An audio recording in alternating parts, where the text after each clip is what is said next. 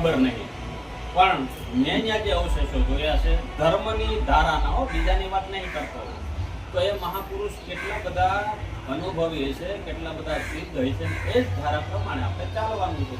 તો એ પ્રમાણે 12 વાગે અમે 12-1 વાગે જમવા બેઠા અને આમાંથી જે સંતો હાજર હતા એ સાક્ષી છે. મેં ડાયરેક્ટ જ જાહેરાત કરી દીધી કાલે ગોવિંદ બાપુને ત્યાં આપણે બધાએ જમવાનું છે, એટલે જેટલા હાજર હતા એ બધા પધારજો.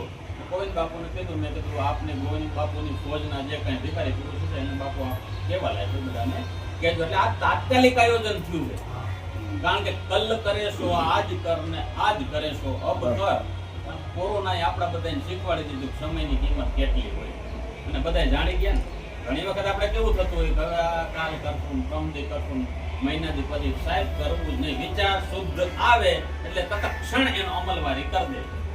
આપણે હેતુ એ હતો, હવે અહીંયા આશ્રમની સ્થાપના તો પૂજ્યવર ગોવિંદરામ બાપુ દ્વારા થઈ જ ગઈ. ગોરધન બાપુ અને સવિતાબાને અધિકાર પણ આપ્યો છે, પણ જ્યાં નવું બિલ્ડિંગ બન્યું બાપુએ, જો જગ્યા તો હતી જ, પવિત્ર હતી તો જ તમે અહીં મળ્યા છીએ. પણ જે સનાતનની પ્રણાલિકા છે, સનાતન ધારાની પ્રણાલિકા છે, એ પ્રણાલિકા પ્રમાણે આખા વિશ્વની અંદર 4 ગાદી મુખ્ય છે: શક્તિ ગાદી, વીર ગાદી, પીર ગાદી અને ગુરુ ગાદી. 5મી કોઈ ગાદી આજ સુધીમાં બની જ નથી આખા વિશ્વમાં. 5 ગાદી સનાતન ધારાની પ્રણાલિકા પ્રમાણે ચાલવું પડે. તો એ 4 ગાદીનું જ્યાં સ્થાપન હોય એને ગુરુ ગાદી કહેવાય. એમાં શક્તિ ગાદી પણ આવી જાય, એમાં વીર ગાદી પણ આવી જાય, એમાં પીર ગાદી પણ આવી જાય, અને એમાં ગુરુ ગાદી મુખ્ય પણ આવી જાય. તો એ પદ્ધતિસર કરવું પડે. પૂજ્યવત ગોવિંદરામ બાપુ અહીંયા તજ છે એમ આપણે માનવા પડે, પણ બાપુને એમ કે લ્યો ગોવિંદ બાપુ તમારે હાથે શ્રીફળ મૂકો આમાં, તો એ મૂકી શકે?